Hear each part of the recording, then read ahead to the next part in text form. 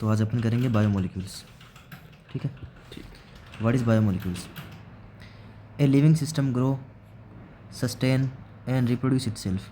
भाई जो भी लिविंग सिस्टम होते हैं जैसे हम हैं, वो क्या करते हैं, पहले ग्रो करते हैं, फिर लाइफ को सस्टेन करते हैं, फिर अपन रिप्रोड्यूस करते हैं और हमारे जैसे और भी बनाते हैं। ओके।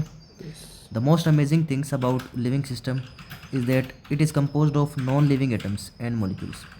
भाई हम किससे मिलके बनते हैं?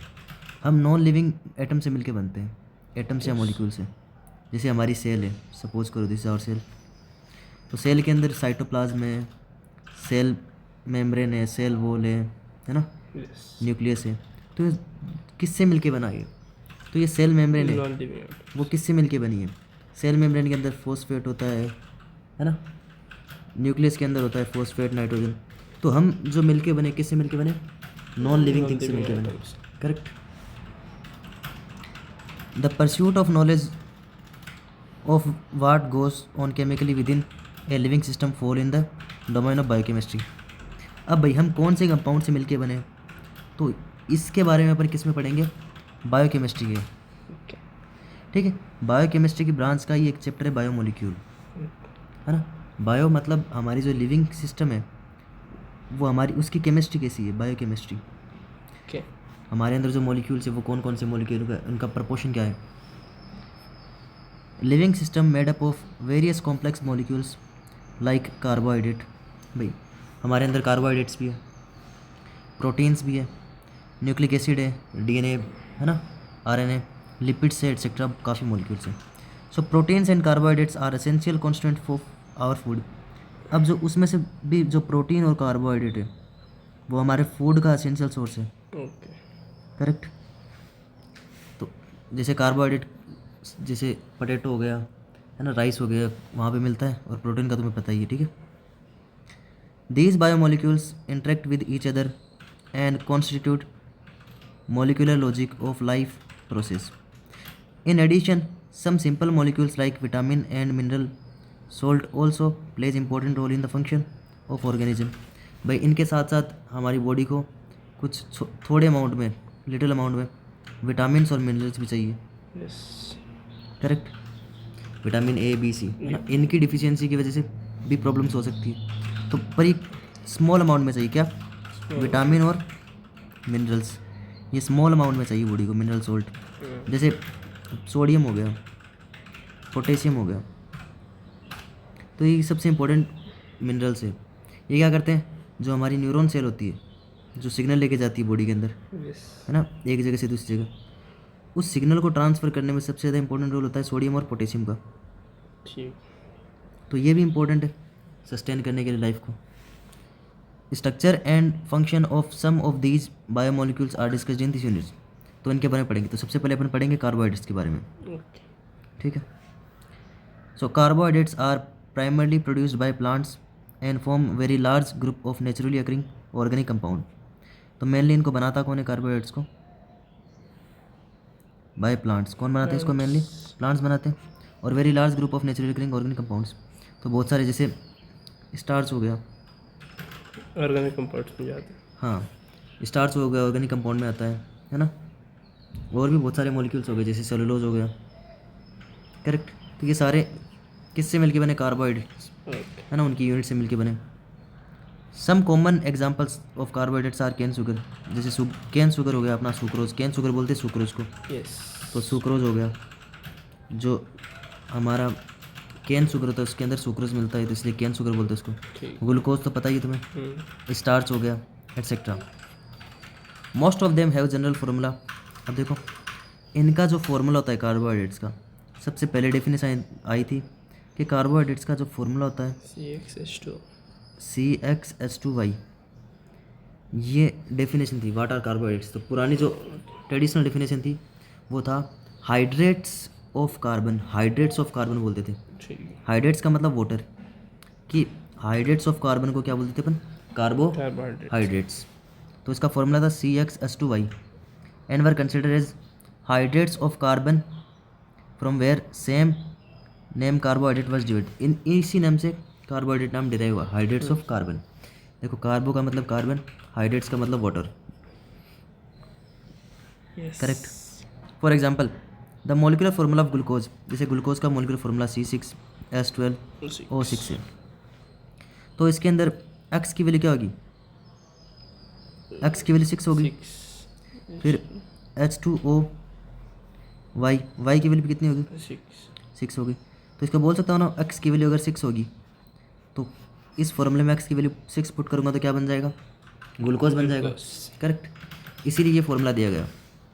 तो ग्लूकोज इसमें फिट होता है ना, फिट हो रहा है ना ग्लूकोज इसमें, यस C6H12 है ना, C6H2O6। But all compound were not fit into the formula may be classified as the carbohydrate. अब भाई ज़रूरी नहीं है कि जो इसमें फिट हो रहा है वो कार्बोहाइड्रेट हो। अब क्या हुआ कि दिक्कत क्या हुई इस डेफिनेशन की, कि जो एसिटिक एसिड था जिसका फॉर्मूला था CH3COOH है ना, एसिटिक एसिड जिसका फॉर्मूला CH2CH2CH2COOH ये जो था, हाँ ये वाला, अब ये भी इसमें फिट हो रहा था। इसमें देखो 2 कार्बन है, 4 हाइड्रोजन है, 2 ऑक्सीजन है, तो C2H2O6। अब ये है एसिड, अब एसिड होने के बावजूद भी किसके अंदर फिट हो रहा है, ये कार्बोहाइड्रेट्स के अंदर। तो इसकी ये लिमिटेशन हो गई फिर कि ये जो डेफिनेशन है हाइड्रेट्स ऑफ कार्बन, ये प्रॉपर डेफिनेशन नहीं है कार्बोहाइड्रेट्स की। क्यों, क्योंकि इसके अंदर तो एसिड भी फिट हो रहा है, but it's not a carbohydrate. ये इसमें फिट हो रहा है लेकिन फिर भी ये कार्बोहाइड्रेट नहीं है। करेक्ट। सिमिलरली जो रेमेनोज है जिसका फॉर्मूला था C6H12O5, ये कार्बोहाइड्रेट है बट इस फॉर्मूला में फिट नहीं हो रहा। भाई कार्बोहाइड्रेट होने के बावजूद भी इस फॉर्मूला फिट नहीं हो रहा, but does not fit in this definition, इस डेफिनेशन में फिट नहीं हुआ। उसके बाद फिर अपन ने क्या किया, डेफिनेशन चेंज की, नई डेफिनेशन बनाई। ये पुरानी डेफिनेशन थी hydrates of carbon. A large number of their reaction have sound that they contain specific functional group. भाई बहुत सारी अपन ने कार्बोहाइड्रेट्स की रिएक्शन करवाई, उससे अपन को उसके कंपाउंड्स के बारे में पता चला, इसमें कौन सा फॉर्मूला आ जाए, है ना, कौन सी रिएक्शन करते हैं। तो केमिकली अपन ने क्या बोला, फिर नई डेफिनेशन थी, the carbohydrate may be defined as optically active polyhydroxy aldehyde और ketone or compound which produce such unit on hydrolysis. भाई इसका मतलब क्या हुआ, डेफिनेशन देखो, ऑप्टिकली एक्टिव। अब ऑप्टिकली एक्टिव क्या होता है, जो दिखता है। ऑप्टिकली एक्टिव का मतलब कि सपोज करो तुम,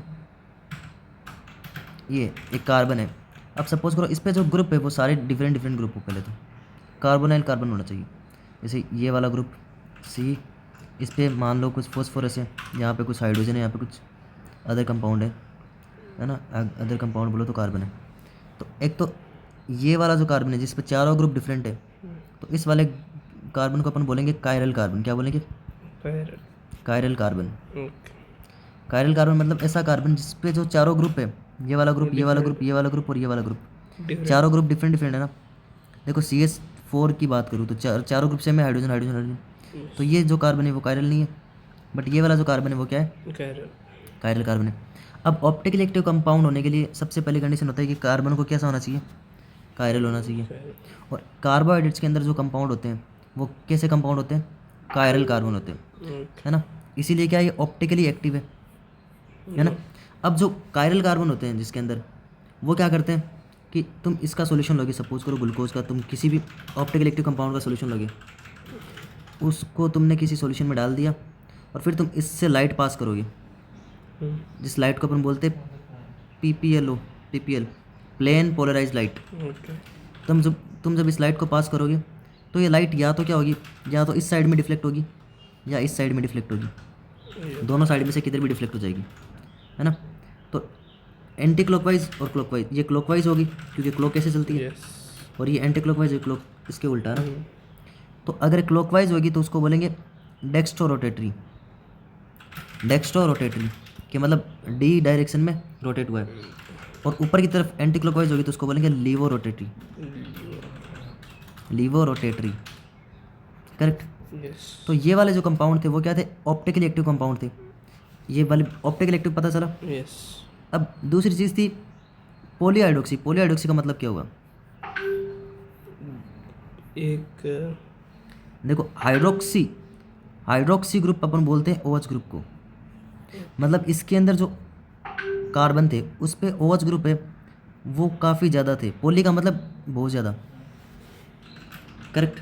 तो पॉलीहाइड्रोक्सी इस पे जो OH इस ग्लूकोज पे या कार्बोहाइड्रेट्स पे जो हाइड्रोक्सी ग्रुप थे वो बहुत ज़्यादा थे, 1 2 3 4 5 कितने भी हो सकते, तो 2 से ज़्यादा थे वो, इसलिए इनको बोला पॉलीहाइड्रोक्सी।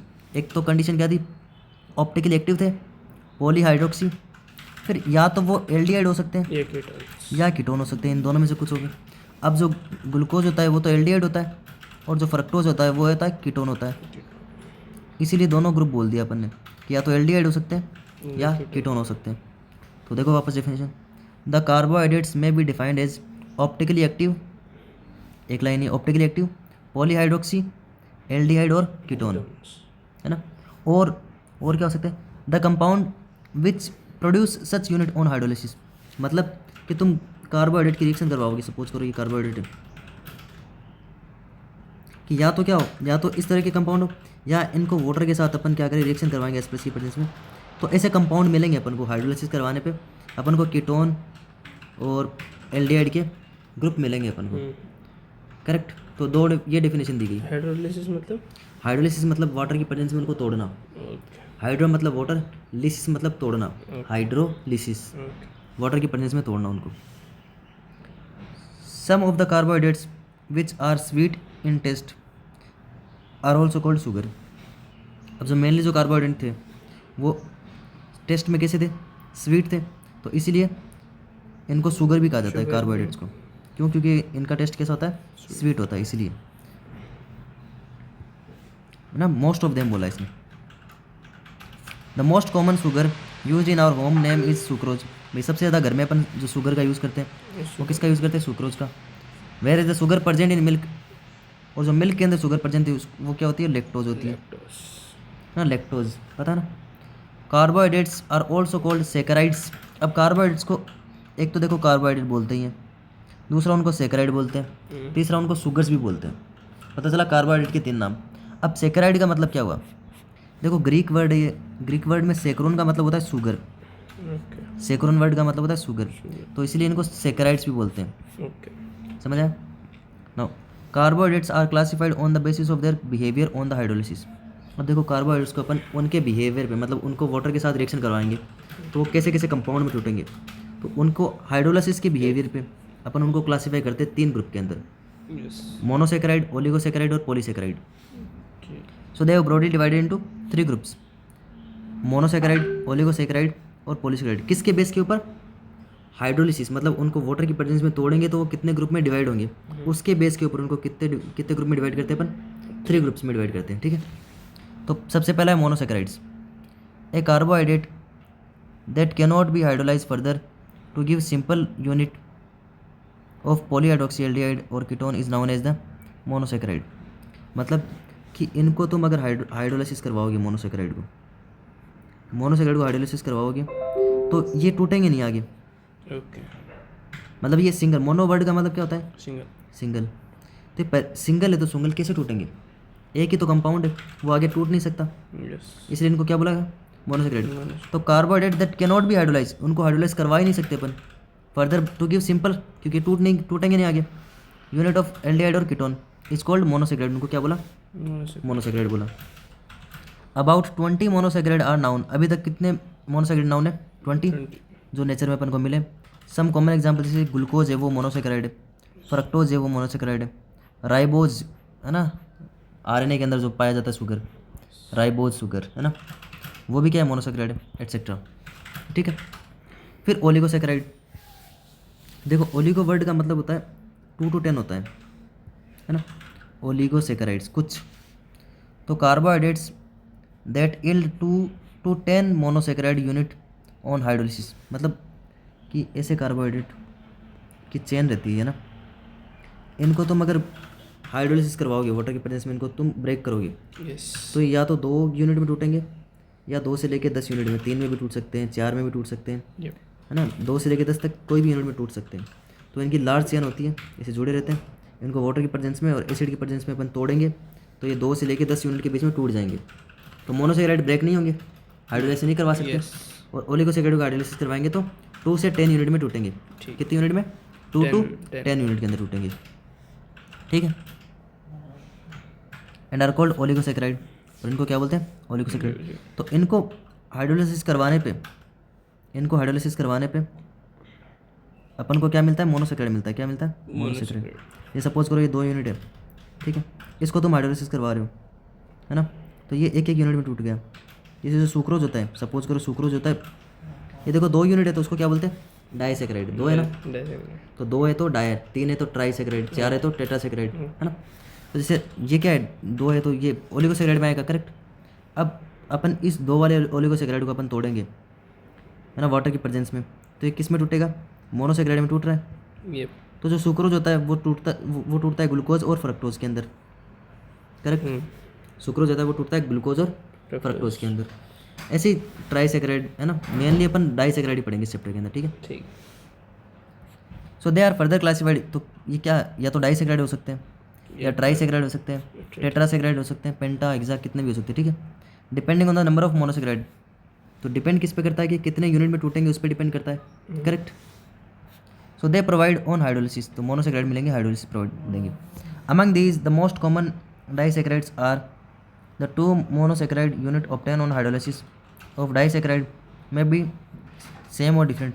ये बोल रहा है कि अपन डाइसेक्राइड को तोड़ेंगे तो अपन को सेम यूनिट भी मिल सकती है और डिफरेंट यूनिट भी मिल सकती है। जैसे मैंने आपको बताया सुक्रोज है, सुक्रोज टूटेगा तो वो क्या क्या दे देगा अपन को, भाई सुक्रोज होगा, सुक्रोज टूटने पे क्या क्या दे रहा है अपन को, सुक्रोज टूटने पे ग्लूकोज में और फ्रक्टोज में कन्वर्ट होगा, करेक्ट। भाई सुक्रोज का हाइड्रोलिसिस करवाएंगे तो क्या किस किस में कन्वर्ट हो रहा है, ग्लूकोज और फ्रक्टोज में, तो वो तो डिफरेंट है ना दोनों, ये ग्लूकोज एक फ्रक्टोज है। ऐसे तुम माल्टोज को अगर तोड़ोगे तो माल्टोज को तोड़ने पे 2 मोलिक्यूल ग्लूकोज के मिलते हैं। तो बोल रहा है या तो डिफरेंट में टूट सकते हैं या सेम में टूट सकते हैं। भाई डाइसेक्राइड है, वो हाइड्रोलिसिस करवा के करके क्या दे सकता है अपन को, सेम कंपाउंड भी दे सकता है और डिफरेंट कंपाउंड भी दे सकता है, करेक्ट। ये बोल रहा है कि सेम और डिफरेंट में टूट सकता है। For example 1 molecule of sucrose on hydrolysis give 1 molecule of glucose and 1 molecule of fructose. Sucrose को तोड़ने पे क्या मिलेगा, 1 molecule ग्लूकोज का, 1 molecule फ्रक्टोज का, समझ आया था। वेर एज माल्टोज जो है gives 2 molecule of only glucose, तो माल्टोज को तोड़ेंगे तो 2 molecule किसके मिलेंगे, ओनली ग्लूकोज के, समझ आया। ओलिगोसेक्राइड, ओलिगोसेक्राइड 2 से 10 यूनिट के बीच में जो होंगे उसको क्या बोलेंगे, ओलिगोसेक्राइड, है ना।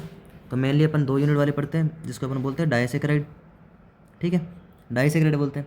उसमें भी अपन मेनली सुक्रोज और माल्टोज, सुक्रोज को तोड़ेंगे तो किस में टूटेगा, ग्लूकोज फ्रक्टोज, और माल्टोज को तोड़ेंगे तो ग्लूकोज के अंदर टूटेगा। यहाँ तक समझ आया। फिर अपन पढ़ेंगे पोलिगोसेक्राइड, है ना, पॉलीसेक्राइड। अब पोली वर्ड का मतलब क्या होता है, बहुत ज़्यादा, भाई पोली मतलब ज़्यादा होता है, करेक्ट। तो पॉलीसेक्राइड्स, तो carbohydrates which yield a large number of monosaccharide on hydrolysis are called polysaccharide. मतलब इनकी ये बड़ी चेन होती है, करेक्ट। इनको अगर ब्रेक करेंगे, हाइड्रोलिसिस करवाएंगे इसकी, तो H+ और वाटर की प्रेजेंस में इसकी हाइड्रोलिसिस करवाएंगे तो ये बहुत सारे मॉलिक्यूल देंगे अपन को मोनोसेक्राइड के, है ना, क्योंकि ये लार्ज चेन होती है, हज़ारों लाखों मॉलिक्यूल दे सकते हैं। भाई जो स्टार्च की चेन होती है वो स्टार्च एकदम लंबा मॉलिक्यूल होता है, उसको हाइड्रोलिसिस करवाएंगे तो अपन को बहुत सारे ग्लूकोज मिलते जाएंगे, करेक्ट। तो इनको हाइड्रोलिसिस करवाने पे अपन को मोनोसेक्राइड मिल रहे हैं लार्ज नंबर के अंदर, किस में, large number of monosaccharide unit on hydrolysis और पॉलीसेक्राइड। सम कॉमन एग्जांपल जैसे स्टार्च हो गया, सेलुलोज हो गया, ग्लाइकोजन हो गया। देखो गम्स, जो गम होता है ना वो भी किस में आता है, पॉलीसेक्राइड के अंदर आता है। ये तो पता है ग्लाइकोजन हमारी जो मसल्स होती है इसके अंदर स्टोर होता है, या हमारा जो लीवर होता है उसके अंदर स्टोर होता है, वो क्या होता है, ग्लाइकोजन होता है। प्लांट्स की सेल वॉल के किससे बनी होती है, सेलुलोज की। जो पोटैटो होता है उसके अंदर स्टार्च होता है, ठीक है, etcetera. Polysaccharide are not sweet in taste. देखो अपन ने अभी तक क्या पढ़ा कि जो कार्बोहाइड्रेट्स होते हैं वो कैसे होते हैं, स्वीट इन टेस्ट होते हैं। बस पॉलीसेक्राइड होता है वो, उसका टेस्ट स्वीट नहीं होता, इसीलिए पॉलीसेक्राइड को अपन क्या बोलते हैं, नॉन शुगर्स, इसीलिए उनको नॉन शुगर्स भी बोला जाता है। तो अभी तक अपन ने क्या पढ़ा कि हाइड्रोलिसिस के बेस पे अपन कार्बोहाइड्रेट्स को 3 ग्रुप में डिवाइड करते हैं, मोनोसेक्राइड, ओलिगोसेक्राइड और पॉलीसेक्राइड। मोनोसेक्राइड को हाइड्रोलिसिस करवाएंगे तो टूटेंगे नहीं, करेक्ट, हाइड्रोलाइसिस रिएक्शन देंगे नहीं वो, ठीक है, क्योंकि वो एक ही कंपाउंड होता है, ठीक है। फिर ओलिगोसेक्राइड जो 2 से 10 यूनिट तक हो सकते हैं, तो उसमें भी डाइसेक्राइड, ट्राइसेक्राइड, टेट्रासेक्राइड है। तो उसमें अगर डाइसेक्राइड को अपन हाइड्रोलिसिस करवाएंगे तो 2 यूनिट देगा, ट्राई को करवाएंगे तो 3 देगा। जैसे सुक्रोज होता है, सुक्रोज क्या है, डाइसेक्राइड है, उसका हाइड्रोलिसिस करवाने पे क्या मिलेगा अपन को, फ्रुक्टोज और ग्लूकोज और फ्रक्टोज, ठीक है। तो वो डिफरेंट डिफरेंट है। सेम मॉलिक्यूल भी मिल सकते हैं अपन को, जैसे अपन माल्टोज को करवाएंगे तो अपन को 2 मॉलिक्यूल किसके मिलेंगे, ग्लूकोज के, करेक्ट। फिर पॉलीसेकेराइड की लार्ज चेन होती है, यस उसका हाइड्रोलाइसिस करवाएंगे तो अपन को लार्ज नंबर ऑफ मोनोसेकेराइड मिलेंगे, करेक्ट। जैसे इसका एग्जांपल हो गया स्टार्च, सेलुलोज, ग्लाइकोजन और गम्स, ठीक है। और इनकी एक खासियत और क्या है, एक लाइन, कि ये स्वीट नहीं होते टेस्ट के अंदर, इसीलिए इनको अपन क्या बोलते हैं, नॉन शुगर्स। यहाँ तक समझ आया, yes okay. Now carbohydrates, the carbohydrates may also be classified as either reducing और नॉन रिड्यूसिंग शुगर। देखो एक ग्रुप में तो अपन ने इसको कैसे डिवाइड किया कि हाइड्रोलाइसिस के बेस पे 3 ग्रुप में डिवाइड कर दिया। यस अब वो रिड्यूस हो रहे हैं या नहीं हो रहे हैं, ठीक है, उसके बेस पे भी अपन उसको बोलते हैं रिड्यूसिंग। अगर रिड्यूस हो जाएगा तो रिड्यूसिंग शुगर, और रिड्यूस नहीं होगा तो non reducing sugar. So all those carbohydrates which on reducing Fehling's solution and Tollens reagent are referred to as reducing agent. देखो 2 तरह के सॉल्यूशन मिलते हैं अपन को, है ना, 2 रिएजेंट है जो रिड्यूसिंग करवाने में काम आते हैं। एक तो होता है फेलिन सॉल्यूशन, एक होता है टॉलरेंस रिएजेंट, है ना। तो ये दोनों क्या करवाते हैं, शुगर को रिड्यूस करवाते हैं। अगर इनसे रिड्यूस हो जाएंगे तो उनको क्या बोलेंगे, रिड्यूसिंग शुगर, और इनसे रिड्यूस नहीं होंगे तो उनको क्या बोलेंगे, non reducing sugar. The monosaccharide whether aldose or ketose are reducing sugar. तो जितने भी मोनोसेकेराइड है, चाहे वो कीटोन के हो चाहे वो एल्डिहाइड के हो, जैसे ग्लूकोज होता है वो किसका होता है, एल्डिहाइड का होता है, तो वो भी रिड्यूस हो जाएगा। फ्रक्टोज होता है वो किसका होता है, कीटोन का होता है, वो भी रिड्यूस होगा। तो जितने भी मोनोसेकेराइड है वो क्या है, सारे रिड्यूसिंग शुगर है। मतलब जितने भी मोनोसेकेराइड वाले अपन ने ये जो मोनोसेकेराइड पड़ा ऊपर, ये सारे क्या हो जाएंगे, रिड्यूस हो जाएंगे, करेक्ट। तो all monosaccharides are reducing sugars. इसने बोला देखो line, all monosaccharides whether aldo, चाहे वो एल्डोज के बने हो चाहे वो कीटोज, हाँ दोनों के बने हो, वो सारे क्या होंगे, रिड्यूसिंग शुगर होंगे, ठीक है। यहाँ तक समझ आया। डाइसेकेराइड के अंदर मेनली याद रखना सुक्रोज होता है, वो नॉन रिड्यूसिंग होता है, वो आगे आएगा, वो भी क्यों होता है ना। यहाँ तक समझ आया, कोई डाउट यहाँ तक। फिर बंदे को मोनोसेकेराइड को वापस फर्दर पढ़ते हैं। तो monosaccharide are further classified on the basis of the number of carbon atom and functional group present in them. अब पहला अपन ने क्या पढ़ा, हाइड्रोलाइसिस के बेस पे मोनो, ओलिगो और पॉली, मोनोसेकेराइड, ओलिगोसेकेराइड, पॉलीसेकेराइड, ठीक है। फिर अपन ने दूसरा रिड्यूस होने के बेस पे कि वो फेलिन और टॉलन से रिएजेंट से रिड्यूस होंगे या नहीं होंगे, उसके बेस पे अपन ने 2 रिड्यूसिंग और नॉन रिड्यूसिंग। अब नंबर ऑफ कार्बन के बेस पे अपन उनको फिर से क्लासीफाई डिवाइड करते हैं, और उनमें फंक्शनल ग्रुप कौन सा है, एल्डिहाइड है या कीटोन है, उसके बेस पे भी अपन को डिवाइड करते हैं। तो if monosaccharide contain an aldehyde group it is known as aldose. अगर उसमें एल्डिहाइड ग्रुप है तो उसको बोलेंगे अपन एल्डोज शुगर, क्या बोलेंगे, aldose sugar. And if it contain keto group तो उसको क्या बोलेंगे, कीटोज शुगर, समझा। तो एल्डोज भी हो सकता है और कीटोज भी हो सकता है, किसके बेस पे, उनमें फंक्शनल ग्रुप कौन सा प्रेजेंट है, एल्डिहाइड वाला ग्रुप प्रेजेंट है या फिर कीटोन वाला ग्रुप प्रेजेंट है, उसके बेस पे अपन उसको एल्डोज और कीटोज बोलते हैं। यहाँ तक समझ आया। Number of carbon atom constituting the monosaccharide is also introduced in the name as it's evident from the example। देखो इसने बोल रखा है कि नंबर ऑफ कार्बन के बेस पे भी अपन क्या करते हैं उसको, जैसे 3 कार्बन है तो ट्रायोज, 4 कार्बन है टेट्रोज, 5 कार्बन है पेंटोज, 6 कार्बन है हेक्सोज, 7 कार्बन है हेप्टोज, है ना। हेक्स वर्ड 6 के लिए होता है, हेप्ट वर्ड 7 के लिए होता है, पेंट वर्ड 5 के लिए, है ना, ये पता है। अब उसमें एल्डिहाइड है तो अपन उसको मान लो 3 कार्बन है और उसमें एल्डिहाइड ग्रुप है तो उसको बोलेंगे एल्डो ट्रायोज। मान लो 3 कार्बन है उसमें कीटोन ग्रुप है तो कीटो ट्रायोज। 4 कार्बन है एल्डोज ग्रुप है तो एल्डो टेट्रोज, 4 कार्बन है कीटोन ग्रुप है तो कीटो टेट्रोज। इस तरह से अपन aldo pentose, keto pentose, aldo hexose, keto hexose, aldo heptose, keto hexose, इसके बेस पे भी डिवाइड कर सकते हैं। यहाँ तक समझ आया।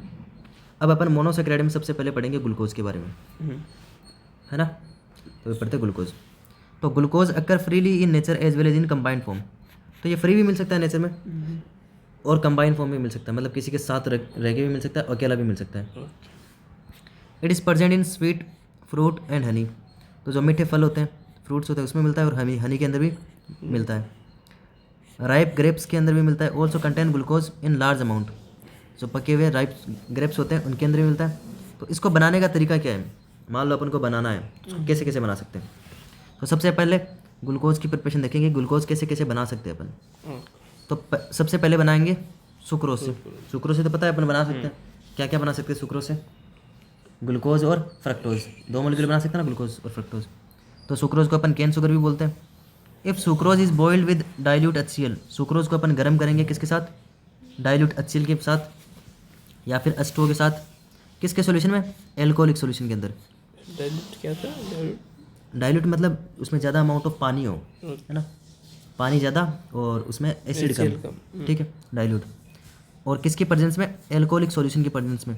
तो अपन को ग्लूकोज और फ्रक्टोज मिलेगा, are obtain in the equal amount. और कैसे मिलेगा? इक्वल अमाउंट के अंदर मिलेगा अपन को, ठीक है। तो अपन ने क्या किया, ये सुक्रोज है C12H22 और O11, इसको हाइड्रोलाइसिस करवाएंगे वाटर की प्रेजेंस में। तो अपन को सुक्रोज को हाइड्रोलाइसिस करवाने पे ये देखो H+ का मतलब यहाँ पे HCl या फिर H2SO4 है। देखो एसिड होते हैं वो H+ देते हैं ना, इसलिए H+ लिखा है ओनली। तो अपन को ग्लूकोज मिला C6H12O6 और C6H12O6 फ्रक्टोज मिला। तो ग्लूकोज और फ्रक्टोज का देखो फॉर्मूला सेम एकदम, स्ट्रक्चर अलग होती है। ये भी C6H12O6, ये भी C6H12O6। समझ आया इतना? नाउ फ्रॉम स्टार्च, तो पहले किससे बनाएंगे? सुक्रोज से। फिर दूसरा अपन किससे बना सकते हैं? स्टार्च से बना सकते हैं। स्टार्च तुम्हें पता है पॉलीसेकेराइड है, तो उससे तो लार्ज अमाउंट ऑफ मिलेंगे, करेक्ट। तो commercially glucose is obtain bye hydrolysis of starch by boiling it with dilute H2SO4 8 to 393 kelvin under pressure, है ना। तो ये बोल रहा है कि अपन स्टार्च को क्या करेंगे? स्टार्च को हाइड्रोलिसिस करवाएंगे वाटर की प्रेजेंस में H+, और टेम्परेचर होगा 393 केल्विन, 100 डिग्री के आसपास, और प्रेशर होगा 2 से 3 atm। तो स्टार्च या सेलुलोज को अपन हाइड्रोलिसिस करवाएंगे तो स्टार्च के अन नंबर ऑफ चेन होते हैं, इसलिए अन लिख दिया इसने, है ना। लंबी चेन होती है इसलिए अन लिख दिया। इस तरह से लॉन्ग चेन होती है ना, रुकती नहीं, चलती जाती है। उसको अन वाटर के मॉलिक्यूल प्रेजेंस में करवाएंगे तो अन मॉलिक्यूल उनका मिलेंगे, ग्लूकोज मिलेंगे। अन का मतलब यहाँ पे लार्ज नंबर ऑफ ग्लूकोज, है ना, गिन नहीं सकते इसको, कितने भी हो सकते, 100 200 500, है ना, अन नंबर ऑफ ग्लूकोज। तो पहला अपन ने किससे बनाया? सुक्रोज से ग्लूकोज प्लस फ्रक्टोज। फिर अपन ने स्टार्च से बनाया तो अन नंबर ऑफ ग्लूकोज मिला। इतना समझ आया? फिर अब देखो जो अपन ने ग्लूकोज पढ़ा है उसकी स्ट्रक्चर कैसी कैसी होती है। अब भाई स्टार्टिंग के अंदर साइंटिस्ट को क्या पता ग्लूकोज ऐसा ही होता है, C6H12O6, पता कैसे चला? उसके अंदर 6 कार्बन होते हैं, इतने हाइड्रोजन होते हैं, उसका स्ट्रक्चर कैसा होता है, कैसे कैसे रिएक्शन करता है। तो जो सबसे पहले साइंटिस्ट ने ग्लूकोज का पता किया कि उसकी स्ट्रक्चर क्या होती है, उसका फॉर्मूला क्या होता है, तो वो कैसे कैसे पता किया, उसकी सारी जो रिएक्शन है वो पढ़ेंगे।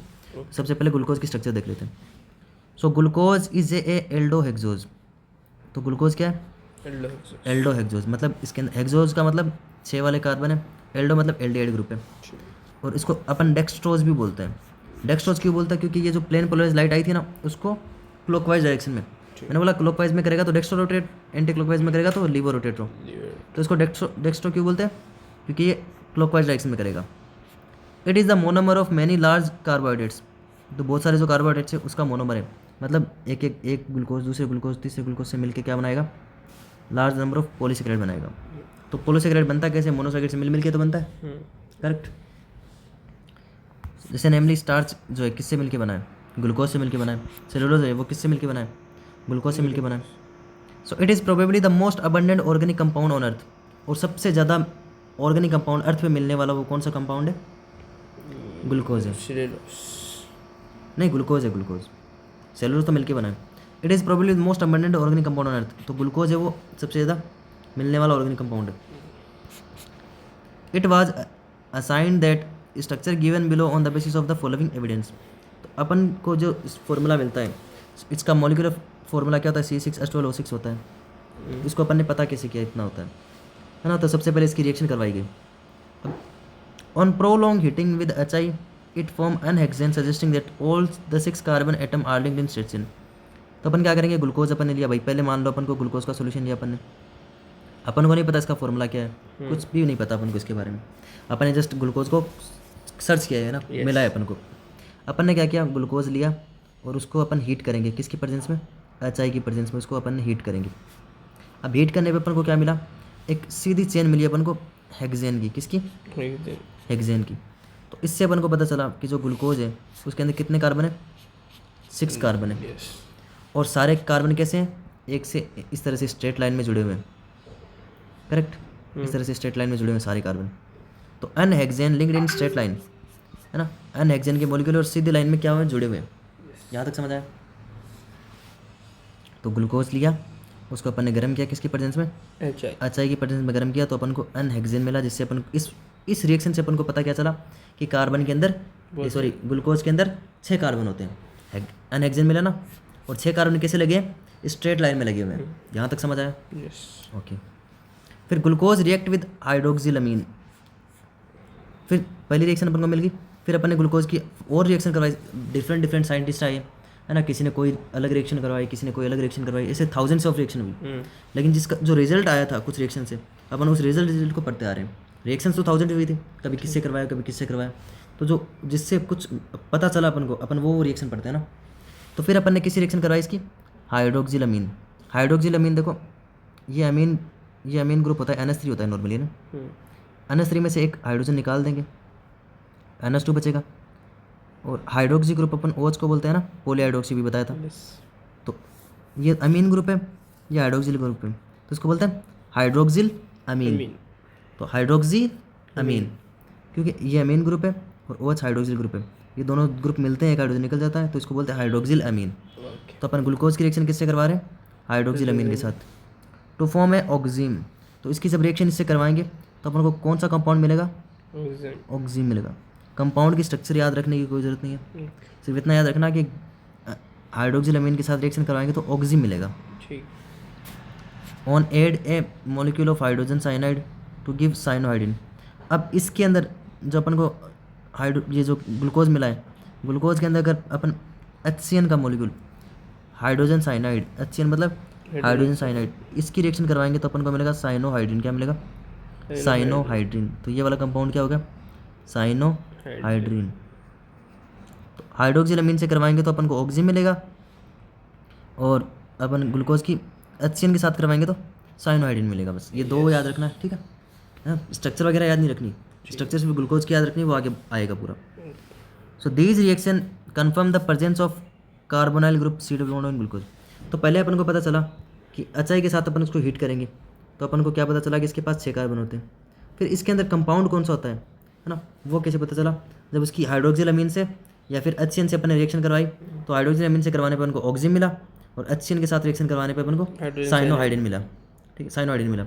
अब इस रिएक्शन से अपन को पता चला कि ग्लूकोज के अंदर जो ग्रुप है कि C डबल बॉन्ड O, ये वाला ग्रुप प्रेजेंट है ग्लूकोज के अंदर, कि भाई ग्लूकोज के अंदर एक कार्बन ऐसा है जिसके पास C double bond O group है, है ना। कार्बन पे अगर ऑक्सीजन जुड़ा हुआ है इस तरह से, तो उसको अपन बोलते हैं कार्बोनाइल कार्बन या कार्बोनाइल ग्रुप, ठीक है। सो कार्बोनाइल ग्रुप प्रेजेंट है। कौन सी रिएक्शन से पता चला अपन को कार्बोनाइल ग्रुप प्रेजेंट है, हाइड्रोक्सिल अमीन के साथ ऑक्सीजन मिला और साइनाइड के साथ साइनोहाइड्रिन मिला। तो इस रिएक्शन से अपन को पता चला कि ग्लूकोज के पास जो कार्बन है, उस कार्बन पे जो ये वाला कार्बन है, ये इसके साथ डबल बॉन्ड बना के रहता है। इससे पता चला कि भाई कार्बोनाइल ग्रुप प्रेजेंट है, करेक्ट। तो पहले अपन ने रिएक्शन करवाई HI के साथ, अपन को अनहेक्सेन मिला। फिर अपन ने रिएक्शन करवाई हाइड्रोक्सिल अमीन और साइनाइड के साथ, तो ऑक्सीजन और साइनोहाइड्रिन मिला। इससे अपन को दो चीज़ पता चल गई कि 6 कार्बन होते हैं, कार्बोनाइल ग्रुप प्रेजेंट होता है, है ना। फिर अपन ने, अब कार्बोनाइल ग्रुप होता है वो दो हो सकता है, या तो वो एल्डिहाइड हो सकता है या वो कीटोन हो सकता है। अब इसका पता कैसे करेंगे, उसके लिए और रिएक्शन करवाई, तो धीरे धीरे साइंटिस्ट के पास इसे खुलने लग गया, है ना, इसे पता चलने लगा, अच्छा ये होता है, ये होता है, ठीक है। फिर glucose get oxidise to 6 carbon carboxylic acid or gluconic acid on reaction with mild oxidising agent like bromine water. This indicate the presence of carbonyl group is aldehyde group. अब देखो कार्बोनाइल ग्रुप तो present पता चल गया, carbonyl group aldehyde भी हो सकता है और कीटोन भी हो सकता है, दो है कार्बोनाइल ग्रुप, एल्डिहाइड और कीटोन। अब अपन ने क्या किया, जो ग्लूकोज का मॉलिक्यूल था उसको अपन ब्रोमीन वाटर के साथ रिएक्शन करवाते हैं। ब्रोमीन वाटर होता है वो माइल्ड ऑक्सीडाइजिंग एजेंट, माइल्ड का मतलब कमज़ोर ऑक्सीडाइजिंग एजेंट होता है। तो भाई कीटोन या ग्लूकोज को तुम ऑक्सीडाइज करवाओगे तो वो कार्बोक्सिलिक एसिड बना देता है, एसिड में कन्वर्ट हो जाएगा, ठीक है। अपन ने एल्डिहाइड की रिएक्शन करवाई तो अपन को ग्लूकोनिक एसिड मिला, सॉरी अपन ने ग्लूकोज की रिएक्शन ब्रोमीन वाटर के साथ करवाई तो अपन को ग्लूकोनिक एसिड मिला। क्या मिला, ग्लूकोनिक एसिड। मतलब ये वाला जो ग्रुप था, ये वाला ग्रुप एसिड वाले ग्रुप में चेंज हो गया, इसका ऑक्सीडेशन हो गया, है ना, ऑक्सीडाइज्ड हो गया, ये क्या हो गया, ऑक्सीडाइज्ड। इससे अपन को पता क्या चला कि जो कार्बोनाइल ग्रुप है वो कौन सा ग्रुप है, एल्डिहाइड है। धीरे धीरे सारे खुलते जा रहे हैं ना, कि पहले अपन को पता चला कि 6 कार्बन की HI के साथ रिएक्शन करवाई तो पता चला 6 कार्बन है। फिर अपन ने इसकी साइनोहाइड्रिन और HCN के साथ रिएक्शन करवाई तो पता चला कि इसके पास कार्बोनाइल ग्रुप है। फिर अपन ने ब्रोमीन वाटर के साथ करवाई तो पता चला कार्बोनाइल ग्रुप में भी जो एल्डिहाइड कीटोन है उसमें से एल्डिहाइड प्रेजेंट है। यहाँ तक समझ आया। तो इसकी ब्रोमीन वाटर के साथ करवाने पे क्या देगा, ये ग्लूकोनिक एसिड, ठीक है। फिर एसिटाइलेशन करवाएंगे।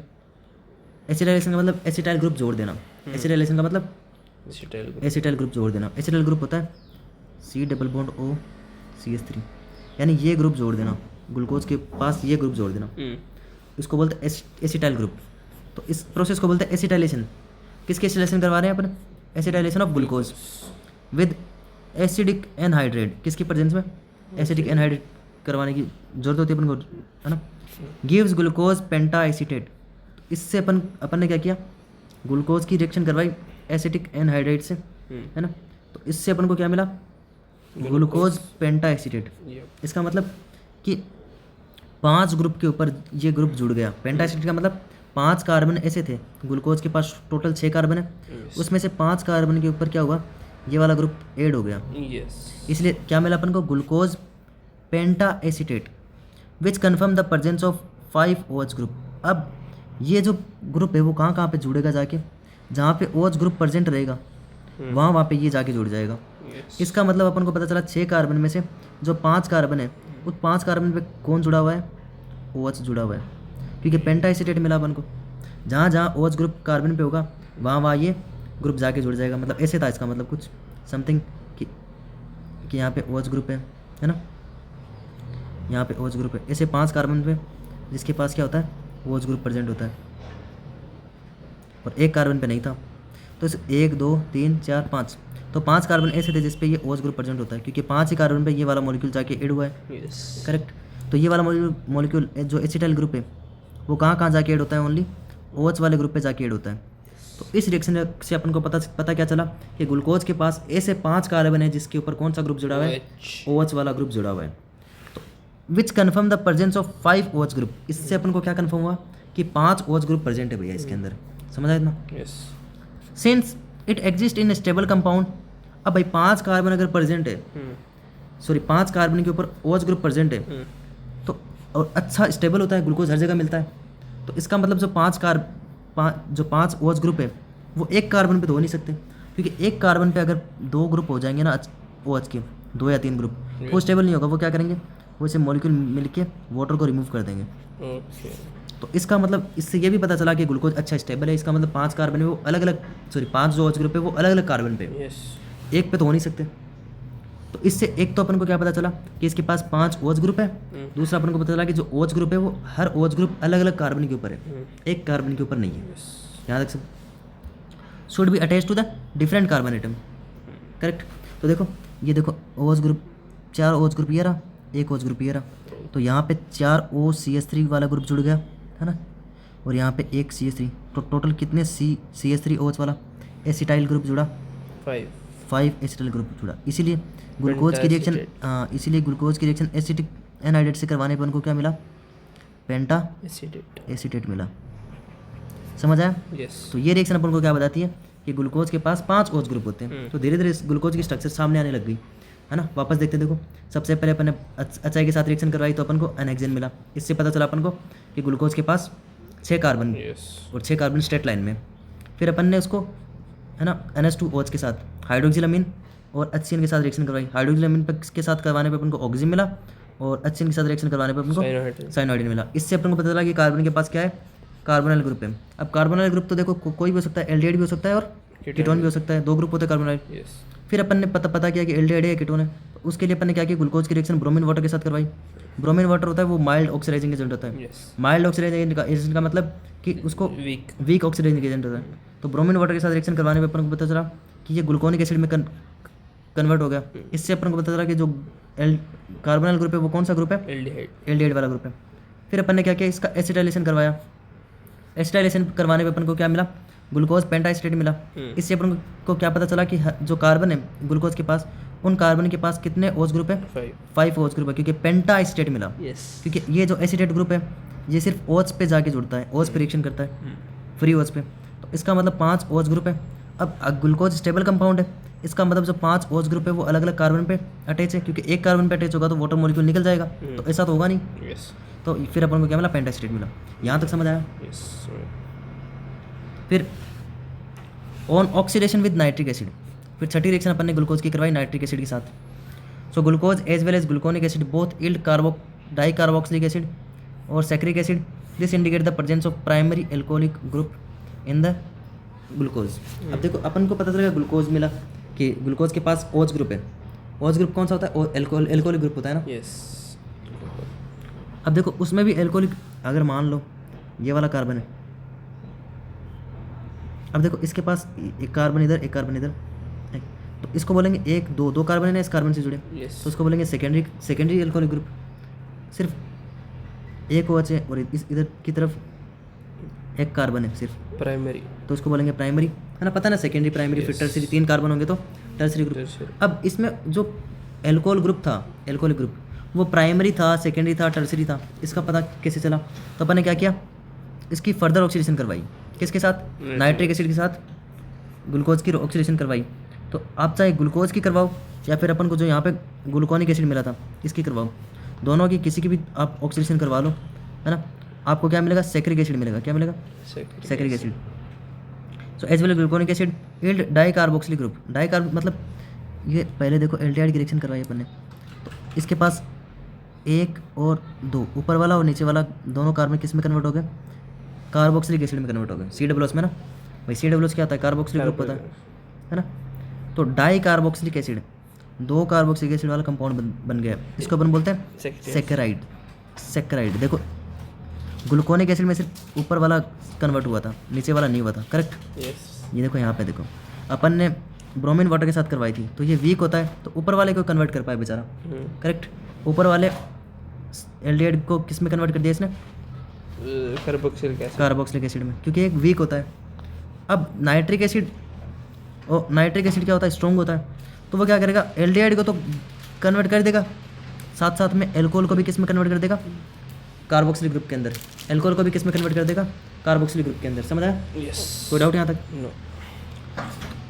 तो आप चाहे ग्लूकोनिक एसिड की रिएक्शन करवाओ, चाहो आप एल्कोहल की ग्लूकोज की रिएक्शन करवाओ, तो एल्डिहाइड वाला ग्रुप तो कन्वर्ट हो ही जाएगा। और जो नाइट्रिक एसिड होता है इतना स्ट्रॉन्ग एसिड होता है कि वो एल्कोहल को भी किस में कन्वर्ट कर देता है? हाँ, एल्कोहल को भी COOH यानी कार्बोक्सिलिक एसिड में कन्वर्ट कर देता है। तो ऊपर वाला और नीचे वाला दोनों ग्रुप किस में कन्वर्ट हो गए? कार्बोक्सिलिक एसिड में कन्वर्ट हो गए। इसलिए इसको बोलते हैं डाई कार्बोक्सिलिक एसिड। इस वाले सैकराइड वाले कंपाउंड को क्या बोलते हैं? डाई कार्बोक्सिलिक एसिड बोलते हैं। देखो सैकरिक से याद रखना, इसमें 2 C आता है ना सैकरिक में, तो ऊपर वाला और नीचे वाला दोनों कार्बन क्या है? कार्बोक्सिलिक में। ग्लूकोनिक के अंदर 1 C आता है ना, यस। 1 C आता तो सिर्फ ऊपर वाला, तो दोनों C आएगा तो दोनों नीचे वाला, और 1 C आएगा तो सिर्फ ऊपर वाला। ओके। इतना याद रखना, इससे क्या है तुम्हें याद रह जाएगा स्ट्रक्चर। ठीक। यहाँ तक समझ आया? Yup. Now the exact spatial arrangement of different OH group was given by Friedrich after studying many other properties. अब अपन को स्ट्रक्चर वगैरह पता चला कि 6 कार्बन होते हैं, इतने OH ग्रुप होते हैं, एल्डिहाइड ग्रुप होता है ना, तो अब ये किस तरह से अरेंज होते हैं, है ना, कि भाई 1 कार्बन पे ऐसे हैं, 2 कार्बन पे ऐसे हैं, किस तरह से अरेंजमेंट कैसे प्रॉपर है ना, तो उसकी स्टडी किसने की थी? फिशर ने इसकी स्टडीज़ की थी, और बहुत सारी अदर प्रॉपर्टीज़ भी पढ़ी ग्लूकोज के बारे में उसने। So its configuration is correctly represented by the first. So gluconic acid is represented by the second and saccharic acid represented by the third. तो इसने अच्छे से पढ़ा और इसने स्ट्रक्चर दी। तो इस तरह की जो अपन आज स्ट्रक्चर पढ़ते हैं, इस तरह की, है ना, इस वाले स्ट्रक्चर को अपन बोलते हैं फिशर प्रोजेक्शन, क्योंकि फिशर ने इसकी क्या की थी? खोज की थी, इसलिए इसको नाम देते हैं अपन फिशर प्रोजेक्शन। क्या बोलते हैं इसको? फिशर प्रोजेक्शन, क्योंकि फिशर ने बताया था इसके बारे में। तो फिशर ने ग्लूकोज की स्ट्रक्चर ऐसी दी थी कि ग्लूकोज ऐसे रहता है, और ग्लूकोनिक एसिड देखो इस वाले ग्रुप को COOH में कन्वर्ट कर दोगे तो ग्लूकोनिक एसिड, नीचे वाले को भी कन्वर्ट कर दोगे, ऊपर वाले और नीचे वाले दोनों को कन्वर्ट हो गए तो सैकरिक एसिड। तो ये वाली स्ट्रक्चर किसने दी थी अपन को? फिशर ने दी थी, इसलिए इस वाली स्ट्रक्चर को अपन बोलते हैं फिशर प्रोजेक्शन। क्या बोलते हैं? Fischer projection. So glucose is correctly named as D+ glucose. अब देखो ग्लूकोज तो अपन को पता है, लेकिन ग्लूकोज को भी प्रॉपर्ली क्या नाम देते हैं अपन? D+ glucose. अब D का मतलब क्या हुआ इसके अंदर, है ना।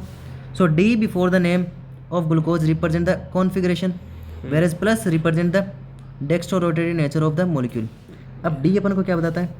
D बताता है ग्लूकोज की रिप्रेजेंटेशन कि कॉन्फ़िगरेशन कैसा है ग्लूकोज का, और जो प्लस वाला ग्रुप है वो बताता है अपन को कि ग्लूकोज है वो डेक्स्ट्रोरोटेटरी या लीवरोटेटरी, मतलब कि अपन हाँ कि अपन इसके सॉल्यूशन के अंदर से PPL की लाइट पास करेंगे, तो वो जो लाइट होगी वो इधर बेंड क्लॉकवाइज बेंड हो रही है, एंटी क्लॉकवाइज बेंड हो रही है।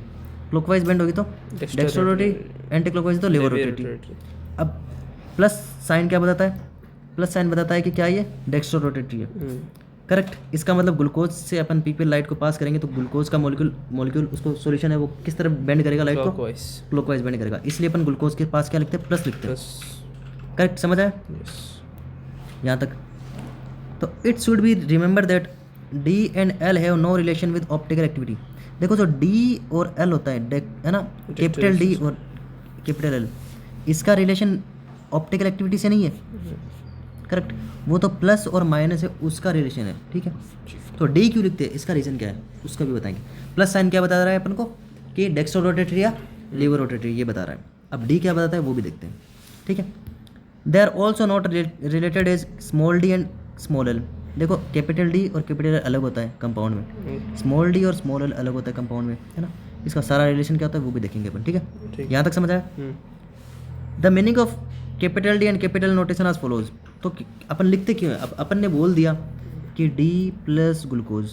अब इसमें कैपिटल डी वर्ड का मतलब क्या हुआ ये देखते हैं। प्लस वर्ड का मतलब क्या हुआ कि भैया ये डेक्स्ट्रो रोटेटरी है, ग्लूकोज का अपन को पता चल गया। अब डी वर्ड का मतलब क्या होता है वो भी देखते हैं। सो द डी लेटर और L letter before the name of any compound, कोई भी कंपाउंड हो चाहे वो चाहे ग्लूकोज हो या कोई भी कंपाउंड हो, उसके पहले अगर कैपिटल डी या स्मॉल डी लिखा कैपिटल डी या कैपिटल एल लिखा हुआ है तो उसका मतलब क्या होता है?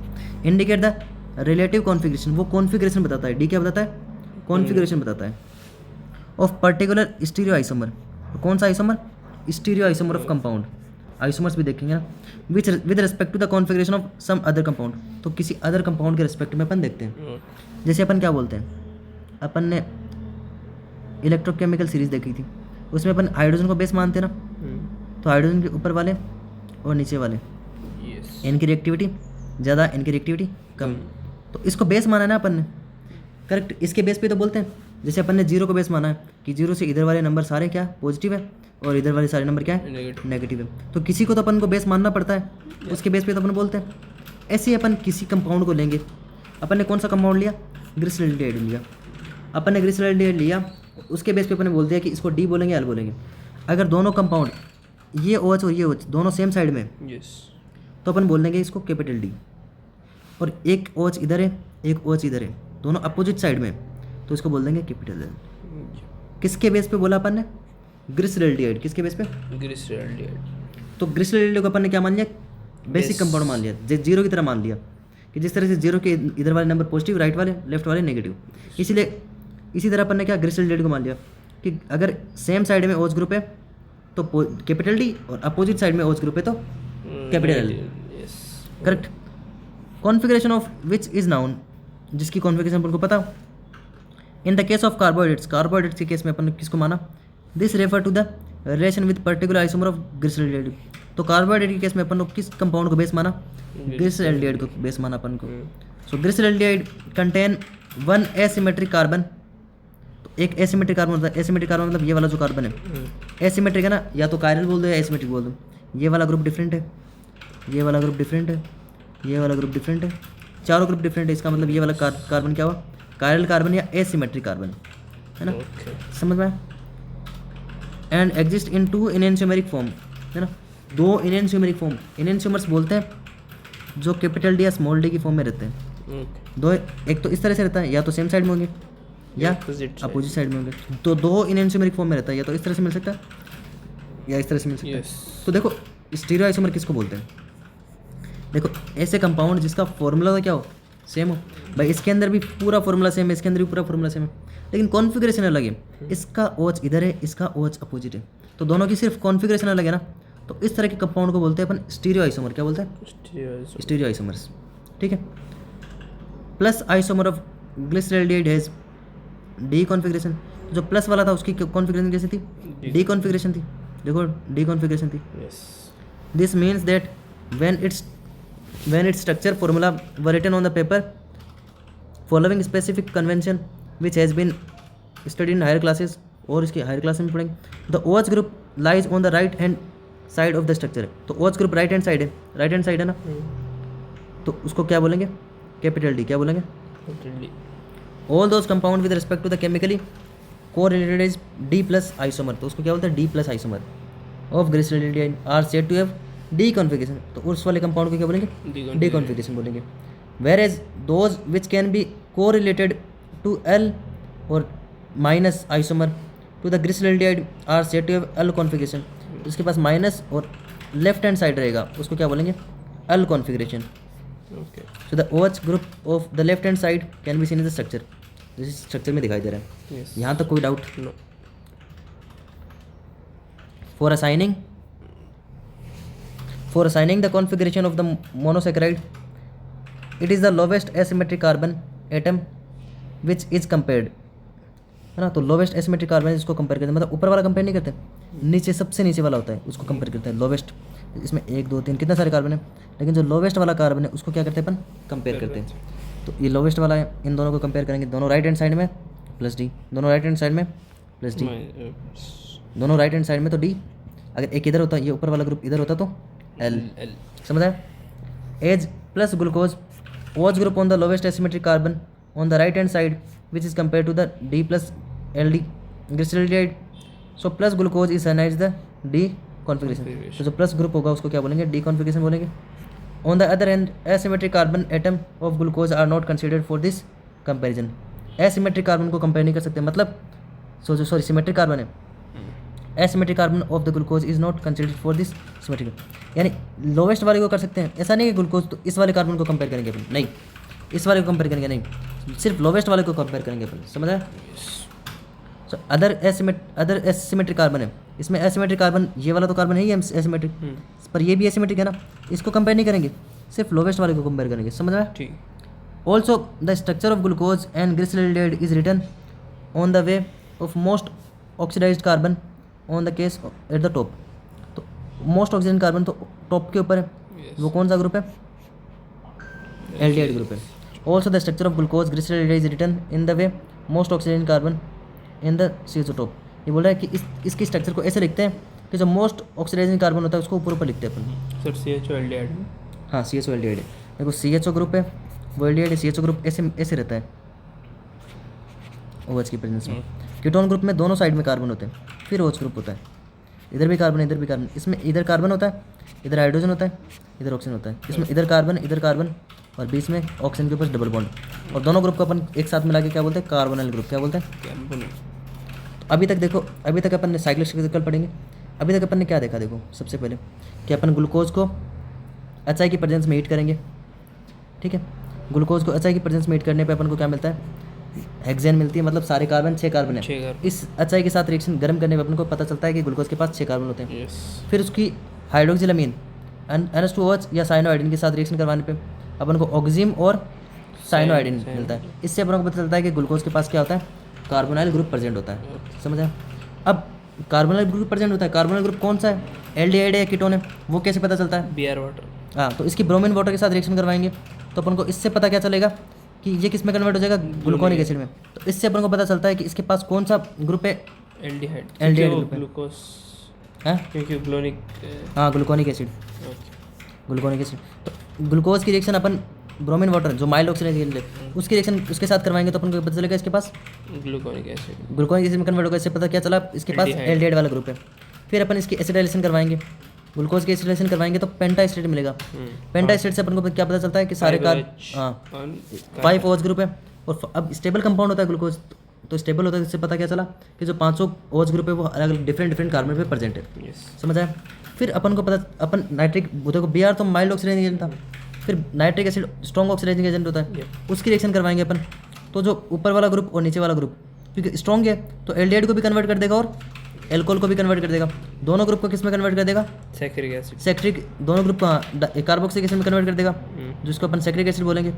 तो इसका मतलब दोनों ग्रुप इसमें कन्वर्ट हो गया। इसका मतलब क्या हुआ कि जो OH ग्रुप है वो कौन सा है? प्राइमरी एल्कोहलिक ग्रुप है। भाई एल्कोहल ग्रुप है कौन सा है? प्राइमरी है, सेकेंडरी, टर्सरी है। तो जो प्राइमरी है वो कौन सी, किससे पता चलता है अपन को? नाइट्रिक एसिड के साथ रिएक्शन करवाने पे। तो वो ग्लूकोनिक एसिड और ये भी किस में कन्वर्ट हो जाएगा? सैक्रिक एसिड में। समझ आया इतना? फिर फिशन ने अलग अलग डिफरेंट स्ट्रक्चर दी थी है ना। फिर अपन ग्लिसरल्डिहाइड को बेस मानते, उसके बेस पे अपन D+ और L-, हाँ D+ और L- वाला कॉन्फ़िगरेशन बोलते हैं। डेक्स्ट्रो रोटेटरी है, लीवर रोटेटरी है, capital L capital D। Sir इधर एक स्मॉल वाला भी था। हाँ स्मॉल D स्मॉल L वो अलग होते हैं, उसको आगे पढ़ेंगे। आ गया है। हाँ वो आ जाएगा। यहाँ तक समझ आया? यस। चलो ठीक है, आज इतना ही करते हैं ना, ज़्यादा हो जाएगा फिर।